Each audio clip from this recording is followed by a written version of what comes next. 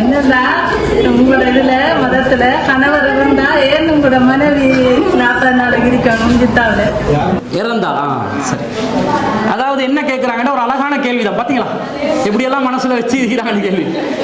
கணவன் இறந்து விட்டால் உங்களோட மனைவிமார்களே 40 நாள் வந்து இத்தா என்று இருக்கணும் என்று கேட்குறாங்க. அக்கா பேர் என்னது? கலாவதி.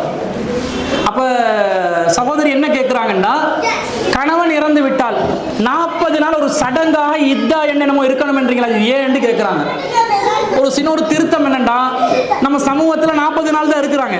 ஆனால் அது 40 நாள் இல்லை. கணவன் இறந்தால் 4 மாதங்களும் 10 நாட்களும் இத்தா என்று இருக்கணும். கணவனை விவாகரத்து செய்தால் 3 மாதவிடாய் காலங்கள், அதாவது கிட்டத்தட்ட 3 மாதங்கள் இத்தா என்று இருக்கணும். 2 இருக்குது. கணவன் இறந்தால், மரணித்து விட்டால் மனைவி 4 மாதம் 10 நாட்கள் இதா இருக்கணும். கணவன் மனைவியை விவாகரத்து செய்து விட்டால், கணவன் விவாகரத்து செய்தாரு, அப்ப மனைவி 3 மாத காலம், கிட்டத்தட்ட 3 மாதவிடாய் காலம் அவங்க இதா இருக்கணும் என்று சொல்லுது. அப்ப இது என்ன, என்னமோ ஒரு சடங்கு சொல்ற மாதிரி இருக்குது, இது என்னன்னு கேட்கிறாங்க. இதுக்கு இத்தா தான் பேர். அவங்களே சொல்லிட்டாங்களே இத்தா. இத்தா என்ற அரபுல இத்தத் என்றது கணக்கிடுதல், கணக்கு பண்றது, கணக்கு பண்ணணும், நாட்களை எண்ணுவது. இத்தத்தெண்டா நாட்களை எண்ணலாம், எதையும் எண்ணலாம். இந்த இடத்துல எதை சொல்லுதுண்டா, கணவன் இறந்தாலோ விவாகரத்து செய்தாலோ நாட்களை எண்ணிக்கொள்ள வேண்டும். எதுக்கு நாட்கள் எண்ணணும்? கணவனை இழந்த ஒரு பெண்ணாக இருந்தால் 4 மாதம் 10 நாட்கள் துக்கம் அனுஷ்டிக்க வேண்டும். அதுக்கு இந்த நாட்களை எண்ணிக்கொள். துஷ்டம் அனுஷ்டிப்பதெண்டா, இப்ப கணவன் இறந்துட்டா, இறந்த அடுத்த நாளே மனைவி இன்னொருத்தர கல்யாணம் கட்டினா என்ன பாப்பான்? என்னடி நீ எப்ப அண்ணன் சாவா திண்ணை காலியாக பார்த்து கொண்டிருந்தியோ, உடனே மாப்பிள்ளைய மாத்திரத்துக்கு பார்த்தியோ, நல்லா இவள் தான் விஷம் வச்சிருப்பாள். உடனே சந்தேகம் வருமா இல்லையா? வந்துடும். அப்ப இது ஒரு மாதிரியா இருக்குதா இல்லையா? பொதுவா இஸ்லாத்துல கவலையை அனுஷ்டிப்பதற்கு 3 நாட்கள் கொடுக்கப்படும். 3 நாள் தான். என்ற சொத்து பறி போகுது, காலம் முழுவதும் தழுவானையா பிடிச்சு கொண்டு தலையணையை அணைத்து கொண்டு அழுது அழுது அழுது இருக்கணும் என்றதெல்லாம் இல்லை. அப்படியா? என்ன பண்ண, கடவுளுடைய நாட்டம், விதி நடந்துருச்சு என்று மனசை சரி செஞ்சு கொண்டு போகணும். அதிகப்படியா 3 நாட்கள் தான் கவலை அனுஷ்டிக்கணும். காலம் முழுவதும் அதை நினைச்சு நினைச்சு நினைச்சு, நான் விரும்பியவனை திருமணம் கிடைக்கவில்லை, அவன் தான் என்னுடைய வாழ்க்கை என்று நினைச்சு நினைச்சு இருந்தா அவன் என்ன செய்வான் தெரியுமா? இன்னொருத்தர கல்யாணம் முடிச்சு நல்ல புள்ளைய பெற்றுக்கொண்டு சந்தோஷமா வாழ்வான். நாங்க தான் ஏமாறுவோம். இதெல்லாம் கருத்துல கொண்டு தேவையில்லாம கவலை என்ற பேர்ல நீ உன்னை அழித்துக் கொள்ளாதே. 3 நாட்கள் தான் கவலை. இந்த கவலைய கணவன் இழந்தால் 4 மாதம் 10 நாட்கள் வரைக்கும் வைக்குது. ஏன் வைக்குது என்று கேட்டா, ஒன்று கவலையை தெரிவிக்கணும். ஏதாவது ஒரு நாள் வைக்கத்தானே வேணும், எத்தனையாவது நாள் வைக்கணும். 10 நாளோ 20 நாளோ 30 நாளோ 40 நாளோ வைக்கணும். 40 நாள் வச்சா ஏன் 40 கேட்பாங்க, 30 நாள் வச்சா ஏன் 30 கேட்பாங்க, அதனால 4 மாசம் 10 நாள் என்று கேட்பாங்க. என்ன காரணம்? 2வது ஒரு காரணம் இருக்குது. கணவனும் மனைவியும் சந்தோஷமா வாழுவாங்க தானே, கருத்தரித்திருக்கலாம், கருத்தரிச்சிருக்கலாம் தானே. கணவன் இழந்த சோகத்துல இவ இருப்பா, ஒரு 10 நாள் கழிச்சு சோகம் முடிஞ்சிருச்சு, 11வது நாள் இன்னொருத்தர் வந்து சொல்றாரு, உங்களோட வாழ்க்கை எப்படியே போகுது, நான் உங்களை பொறுப்பெடுத்துக் கொள்றேன். பழைய கிளாஸ்மேட்டா இருப்பான், உங்களை பொறுப்பெடுத்துக் கொள்றேன் வாரான். சரி, வாழ்க்கையை கண்டினியூ பண்ணுவோம், நல்லவன் தான், நம்மளோட ஒண்டா படிச்சவன் தானே, ஏமாத்துக்காரன்ல தெரிஞ்ச வரைக்கும் நல்லவன் தான் வாழ்க்கப்படுறோம். குழந்தை பிறக்குது, திடீரென்று கர்ப்பமாகறாங்க. அவன் கேட்டான்னு வைங்க, இது ஏன் குழந்தையா அவன் குழந்தையா, யாருட குழந்தை? உன் குழந்தை தான்யா, உனக்கு தான்யா பெத்தேன், அது அவன் குழந்தை, அவன் குழந்தைக்கு நான் பொறுப்பெடுக்க இயலாது. இப்படி சர்ச்சைகள் வாய்ப்பு இருக்குதா இல்லையா? இருக்குது. இப்படி ஒரு சர்ச்சை இருப்பதனால, இப்படி ஒரு சிக்கல் வருவதற்கு வாய்ப்பு இருப்பதனால இஸ்லாம் என்ன சொல்லிச்சேன்டா, நீங்கள் 3 மாதங்களை தாண்ட அளவுக்கு ஒரு நாள்ல, அதுக்கு பிறகு என்ன செய்ய, உங்களோட திருமணத்தை மறுமணத்தை செய்து கொள்ளுங்கள். என்னதான் மூடி மறைச்சாலும், முதல் கணவனுக்கு ஒரு குழந்தை கற்பத்தில் இருக்குதுன்னு சொல்லி 3 மாசத்துக்கு பிறகு மூடி மறைக்கலுமா? இவளா என்ன செஞ்சு மூடி மறைக்க நினைச்சாலும் அது என்ன செய்யும், தானா வயிற்ற தள்ளிக்கொண்டே போயிடும். விளங்கிருமா இல்லையா? அப்ப 4 மாசம் 10 நாள் நீ கிளியர் ஆகிரு, ஃப்ரெஷ் ஆகிரு, தூய்மை ஆகிரு. நீ இன்னொருத்தனுக்கு வாழ்க்கைப்பட்டால் நீ வாழ்க்கைப்படுவது அவனுக்கு தூய்மையான முறையில் என்பதை நிலைநிறுத்தி வாழ்க்கைக்கு சென்று விடு.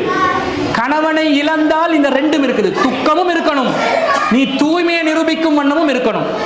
இதே விவாகரத்தானா?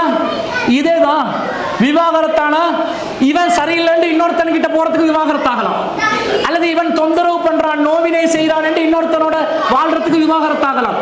3 மாதவிடாய் காலம் பாருங்க, அது மாதவிடாய் காலம் என்று சொல்றதுல என்ன விளங்குது? கற்பம் தரிப்பது, குழந்தை இருக்கிறதா இல்லையா என்பது அறிந்து கொள்வது. இதே மார்க்கம் சொல்லுது திருக்குர்ஆன்ல. அதுல இறைவன் சொல்கிறார், நீங்கள் கருத்தரித்திருக்கும் பொழுது, கற்பமான நிலையில் இருக்கும் பொழுது உங்களுடைய கணவனை நீங்கள் இழந்தால் பிரசவிக்கும் வரை உங்களுடைய இத்தா காலம் நீடிக்கும். 4 மாசம் 10 நாள் இழந்தான், 3 மாதவிடாய் காலம் விவாகரத்து செய்தால். இது எல்லாம் யாருக்கு? சாதாரண நிலையில் இருக்கும் பெண்களுக்கு. இதே கற்பமாயிருந்தா பிரசவிக்கும் வரைக்கும், அதாவது ஏற்கனவே கற்பம் என்று ஆகிருச்சு, குழந்தைய பெத்தெடுத்து இதுதான் என்னுடைய குழந்தை, ஏண்ட குழந்தையோட பொறுப்பெடுப்பியா? அப்ப வா திருமணம் முடி. ஒன்னதான் பொறுப்பெடுப்பேன், குழந்தைய பொறுப்பெடுக்க முடியாது என்று சொல்றியா? தயவு செய்து கடவுளின் பெயரால் என்னை விட்டு அகன்று விடு சாத்தானே அனுப்பி விட்டுறோம். என்னையும் குழந்தையும் பிரிச்சிடாதே என்று அந்த கற்பம் தரிக்கும் வரைக்கும் அந்த இத்தாவுடைய காலம், மறுமணம் செய்யும் காலம் நீடிக்கிறது என்று இஸ்லாம் சொல்லுது. அப்ப இந்த மாதிரி ஒரு தூய்மையை ஏற்படுத்துவதற்காக வேண்டி, இன்னும் சொல்ல போனால் இன்றைய நவீன அறிவியல் என்ன சொல்லுது தெரியுமா? என்னதான் கணவன் மனைவி நேர்மையாக சந்தோஷமாக நம்பிக்கையோடு வாழ்ந்தாலும் சில பல இடங்களில் துரோகங்கள் நடக்கலாம்.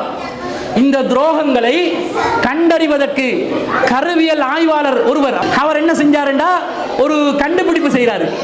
கருவறையில 3 மாத காலங்களுக்கு கணவன் மனைவி இல்லறத்தில் ஈடுபட்டிருந்தால் அதன் தடயங்கள் பதிவு செய்யப்படுகின்றன. எத்தனை தடவை இவன் மனைவியுடன் இல்லற வாழ்க்கையில் ஈடுபட்டு இருக்கிறான் என்ற அந்த தடயங்கள் கருவறையில் பதிவு செய்யப்படுகின்றன. அப்ப செல்களை ஆய்வு செய்யும் போது, DNA டெஸ்ட் பண்ணும் போது, கருவறையை ஆய்வு செய்யும் பொழுது எத்தனை தடவை கடைசியா இவன் கணவனுடன் இல்லறத்தில் ஈடுபட்ட நாள் எது, நேரம் எது என்றத அறிவியல்ல கண்டுபிடிக்கலாம். அப்ப 3 மாச காலம் என்ன செய்து கணவனின் அந்த இணைப்பை ஆதாரமாக பதிவு செய்து கொள்கிறது. இந்த பதிவு இருக்கும் காலம் வரைக்கும் இன்னொத்தனோட நீ வாழ்ந்தாண்டு வை. எந்த கணவனோட எப்ப வாழ்ந்தாண்டு வேடிக்கை என்ன தெரியுமா? அவனை கண்டுபிடிச்சிட்டு அவனோட மனைவியோட கருவறையை டெஸ்ட் பண்ணிட்டான். கற்பப்பைய கருவறையில கற்பப்பை கருவறைண்டா வந்த பிறகுதானே, கரு தரிச்ச பிறகுதானே கற்பப்பைய டெஸ்ட் பண்ணி பார்க்கிறான். அவனுக்கே நெகட்டிவ் ரிசல்ட் ஒன்று வந்துருச்சு. என்னது? அவனுடைய மனைவி இன்னும் யாரோடையோ என்ன செஞ்சுக்கிறாங்க, இல்லத்துல ஈடுபட்ட ஆதாரம் கிடைச்சிருச்சு. இந்த மாதிரி ஆதாரம் பதிவு செய்வதற்கும் இந்த காலம் தேவை என்பது அறிவியல் சொல்கிறது. எனவே இந்த இத்தாவை அனுஷ்டிக்கிறோமே தவிர இந்த 40 நாள் என்றது இல்லை. அப்படி இத்தாவை கடைபிடிப்பதாக இருந்தாலும் என்ன செய்ய முடியாது? தனி அறையில இருட்டறையில ஒதுங்கி ஓரமாக இருந்து ஆண்களையும் பார்க்காமல், நம்ம பழைய காலத்து ஆக்கள் என்னெல்லாம் சொல்லி கொடுப்பாங்க தெரியுமா? இந்த இத்தாவை கடைபிடிக்கும் பெண்களை சிறு குழந்தைகள் கூட பார்க்க கூடாதாம்.